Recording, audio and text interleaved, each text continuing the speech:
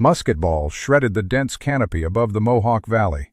A horse collapsed into the mud with a wet, heavy thud. Brigadier General Nicholas Herkimer fell hard, his leg shattered by a lead ball.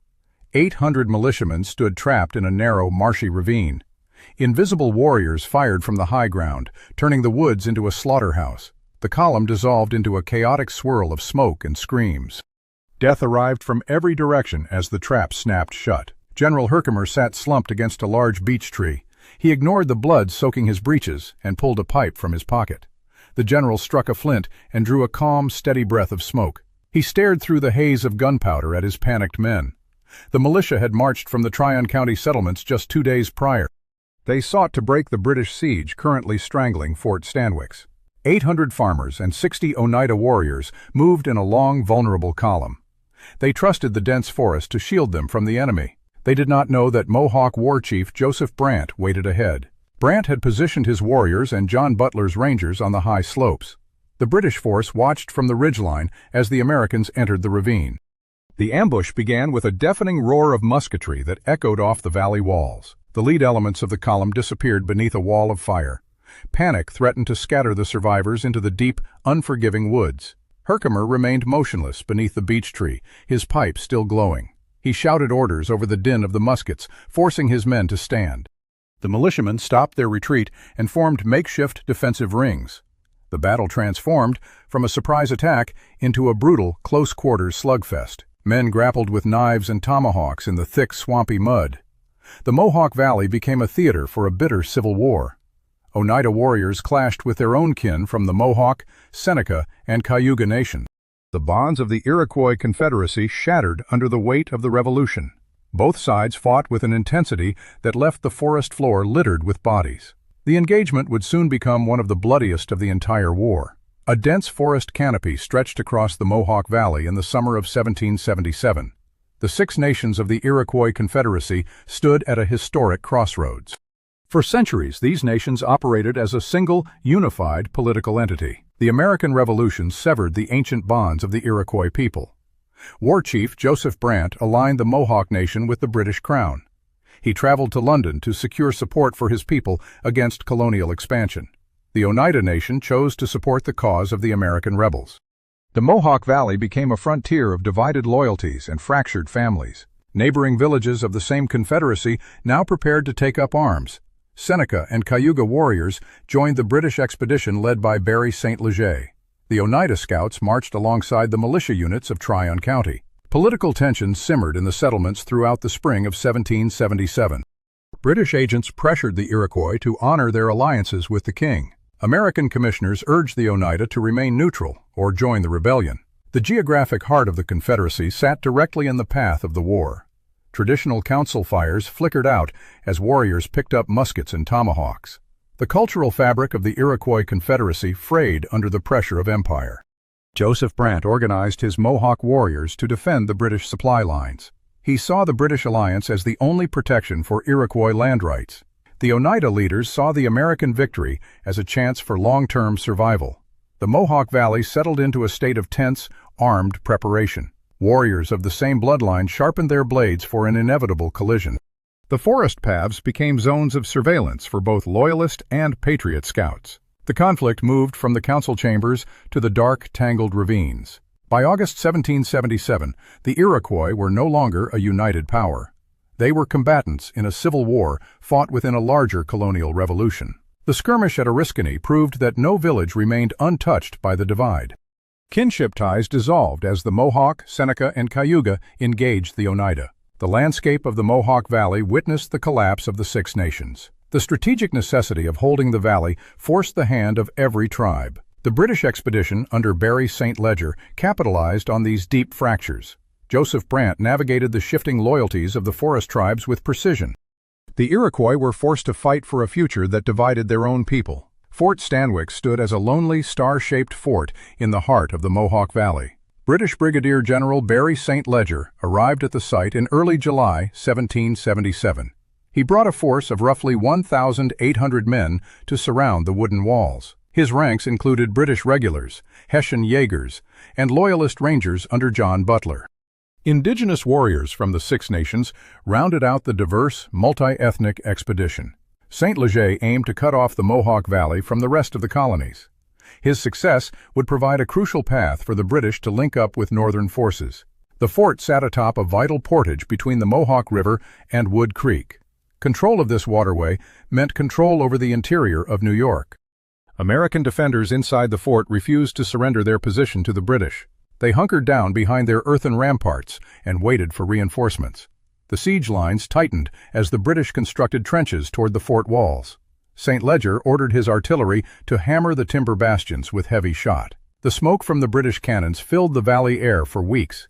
American scouts managed to slip through the forest to report the dire situation. Word of the siege reached the leaders of the Tryon County militia. They understood that the fall of Fort Stanwix would open the door to British expansion. The entire security of the frontier rested on the survival of the garrison. General Nicholas Herkimer received the urgent summons to march west. He began to organize his militia in the settlements along the Mohawk River. The survival of the fort became the primary strategic goal for the regional rebels. Every farm and village in the valley faced the threat of a British sweep. The march to relieve the fort began in the heat of early August. The militia carried their muskets and hopes for a quick victory into the wilderness. They moved toward the ravine where the British traps waited in the shadows. Musket balls tore through the dense foliage of the ravine. Smoke from black powder clouded the humid air of the forest floor. Brigadier General Nicholas Herkimer felt the heavy impact of a lead ball. His horse collapsed beneath him in the mud. The general scrambled to his feet with a shattered leg. His soldiers dragged him toward the base of a large beech tree. He leaned his back against the rough bark for support, his uniform soaked through with blood near his knee. He reached into his pocket and pulled out his pipe. He struck a light and puffed on the tobacco as the chaos swirled. The militia stood their ground in the marshy bottom of the ravine. Loyalist rangers and indigenous warriors pressed the attack from the high ground. The sound of clashing steel replaced the rhythmic firing of muskets. Men grappled in the mud with knives and tomahawks. The forest floor turned into a tangle of bodies and broken wood. Joseph Brant directed his warriors to tighten the circle around the militia. The Tryon County men braced their muskets against the trunks of trees. They fought in pairs to cover each other from the constant fire. The scale of the carnage overwhelmed the narrow confines of the valley. The sky above the ravine darkened with heavy rolling clouds. A sudden violent thunderstorm broke over the Mohawk Valley. Rain poured down in sheets to drench the combatants. The roar of thunder drowned out the shouts of the dying. The muskets became useless as the powder grew damp. The warriors retreated to the shelter of the surrounding timber. The militia slumped against the brush to catch their breath. An eerie, heavy silence descended upon the blood-stained ravine. The two sides waited in the downpour for the storm to pass. Nicholas Herkimer remained under the beech tree throughout the deluge. He watched the rain wash the blood into the dark soil. His men waited for his next command in the freezing rain. The tactical stalemate held as the sky remained black with clouds. The fighters on both sides cleaned their weapons in the sudden quiet. The strategic necessity of the fort dominated the thoughts of the survivors. Would the reinforcements from the fort arrive before the storm ended? The rain stopped as quickly as it arrived. The forest floor steamed in the humid heat of the afternoon. British-aligned forces controlled the high ground of the ravine. The Tryon County militia remained trapped in the valley bottom. Joseph Brant surveyed the field from the surrounding slopes. John Butler regrouped his rangers among the dense timber. The ambush had aimed for the total destruction of the American column. The militia refused to break their ranks despite the heavy losses. Muskets clicked as the survivors reloaded their damp weapons. The carnage in the ravine marked a grim tally for both sides. Approximately 400 to 500 militiamen lay dead or wounded. The Loyalist and indigenous forces suffered roughly 50 to 150 casualties. The disparity in numbers revealed the intensity of the close-quarters struggle. The British-aligned troops held the field as the sun began to dip. The militia survivors initiated a deliberate withdrawal toward the east. They carried their wounded comrades through the thick brush. The retreating column maintained a disciplined defensive formation. The promised destruction of the entire relief force failed to materialize. British commanders watched the Americans slip away into the forest shadows. The ambush had slowed the relief effort, but failed to silence the threat. The Tryon County men regrouped for the long journey back to their farms. The strategic goal of reaching Fort Stanwix remained unfulfilled. The cost of the engagement rippled through the Mohawk Valley. Every household in the region felt the impact of the brutal day. The survivors left the ravine to the silence of the trees. The tactical victory belonged to the British and their indigenous allies. The strategic failure of the ambush began to take shape in the aftermath. How would the loss of so many men change the defense of the valley? Nicholas Herkimer traveled back to his home in Danube, New York. His shattered leg hung heavy and useless during the long, painful journey. The surgeon arrived to examine the necrotic wound on August 16, 1777. The blade cut deep into the flesh above the knee. The amputation failed to halt the spread of gangrene through his body. He died in his own bed shortly after the procedure. His struggle for the Mohawk Valley ended in a quiet, lonely room. Outside the fort, the strategic situation shifted in the wake of the battle. Barry St. Leger held his siege lines around the earthen walls of Fort Stanwix. He awaited news of a total victory from the ravine. Instead, he heard rumors of a massive American relief force approaching the valley. Benedict Arnold orchestrated the spread of these false reports through the frontier. The terrifying stories of a 1,000-strong army eroded the confidence of the British camp. Joseph Brant and the indigenous warriors grew restless under the pressure of the siege.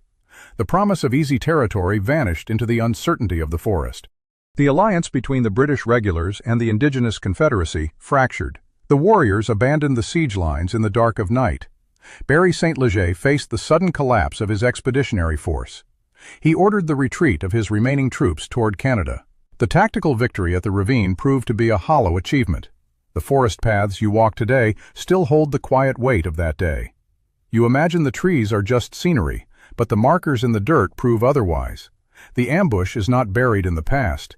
It is waiting in the brush, watching you walk the same path.